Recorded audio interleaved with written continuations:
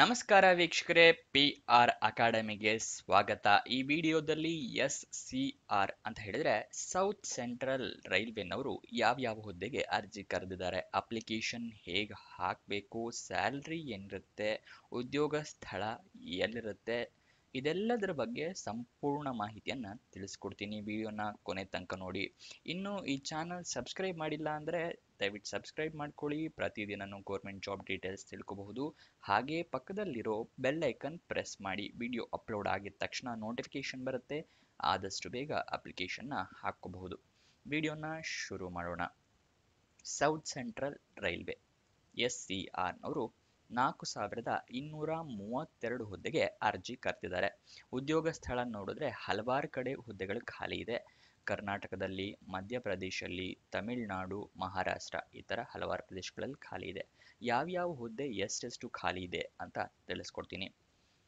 AC mechanic ಹುದ್ದೆ 143, air conditioning ಹುದ್ದೆ 32, carpenter 42, diesel mechanic 142, electronic mechanic 85, industrial electronics ಹುದ್ದೆ 10, electrician ಹುದ್ದೆ 1053, ಎಲೆಕ್ಟ್ರಿಕಲ್ ಹುದ್ದೆ 10, power maintenance 34, train lighting 34, fitter ಹುದ್ದೆ 1742, ಮೋಟರ್ ಮೆಕ್ಯಾನಿಕ್ ವೆಹಿಕಲ್ ಹುದ್ದೆ 8, ಮೆಕ್ಯಾನಿಸ್ಟ್ ಹುದ್ದೆ 100, ಮೆಕ್ಯಾನಿಕ್ ಮಷಿನ್ ಟೂಲ್ ಮೇಂಟೆನೆನ್ಸ್ ಹುದ್ದೆ 10, ಪೇಂಟರ್ ಹುದ್ದೆ 74, ವೆಲ್ಡರ್ ಹುದ್ದೆ 713 ಖಾಲಿ ಇದೆ.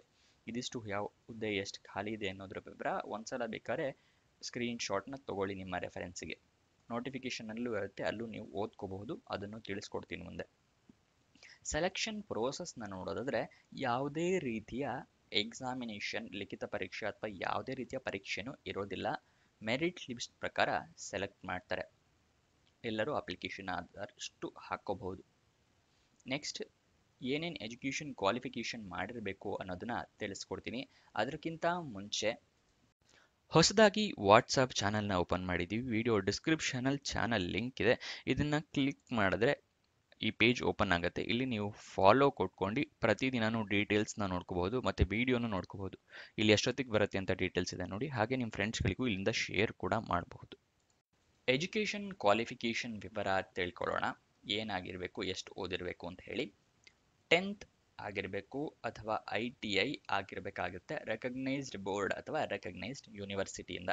ಇದು ಎಜುಕೇಷನ್ ಕ್ವಾಲಿಫಿಕೇಷನ್ನ ವಿವರ. ನೆಕ್ಸ್ಟ್ ವಯೋಮಿತಿಯ ಡೀಟೇಲ್ಸ್ನ ತಿಳ್ಕೊಳ್ಳೋಣ. ಮಿನಿಮಮ್ ಎಷ್ಟಾಗಿರಬೇಕು, ಮ್ಯಾಕ್ಸಿಮಮ್ ಅಂತ ಹೇಳಿ.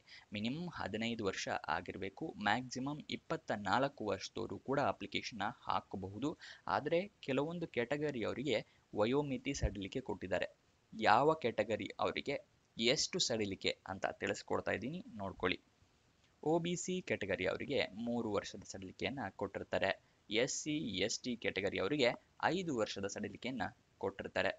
ಅದೇ ಏನಾದರೂ PWBD ಅಂದರೆ person with benchmark disability ಕ್ಯಾಂಡಿಡೇಟ್ಸ್ಗಳಿಗೆ 10 ವರ್ಷದ ಸಡಿಲಿಕೆಯನ್ನು ಕೊಟ್ಟಿರ್ತಾರೆ. ಅಂದರೆ 24 ಇದೆಯಲ್ಲ, PWBD ಆದರೆ 10, ಟೋಟಲ್ 34 ವರ್ಷ ತನಕನೂ ಅಪ್ಲಿಕೇಶನ್ ಹಾಕೋಬಹುದು.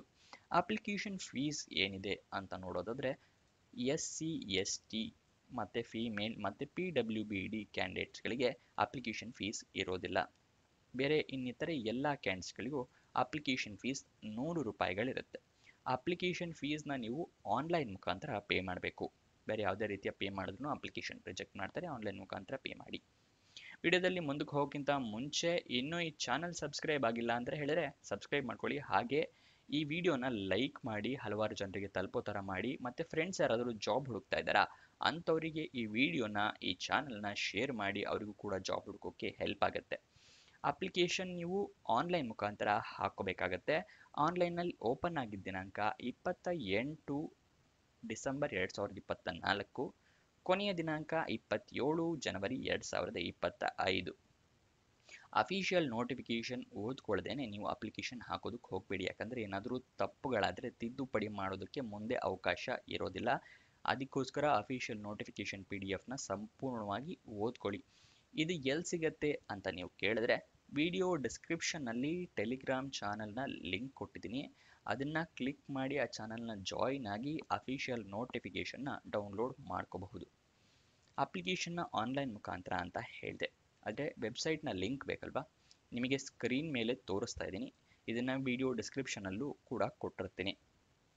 ನೀವು ಅಲ್ಲಿಂದನೇ ಹೋಗಿ ಹಾಕಬೇಕು ಅಂತ ಏನಿಲ್ಲ, ನೀವು ಗೂಗಲ್ನಲ್ಲಿ ಸರ್ಚ್ ಮಾಡಿ ಅಲ್ಲಿಂದನೂ ಹೋಗಿ ಹಾಕೋಬಹುದು. ಒಟ್ಟಿನಲ್ಲಿ ನಿಮಗೆ ಜಾಬ್ ಡೀಟೇಲ್ಸ್ ತಿಳಿಸ್ಕೊಡ್ತಾ ಇದ್ದೀವಿ ಅಷ್ಟೇ.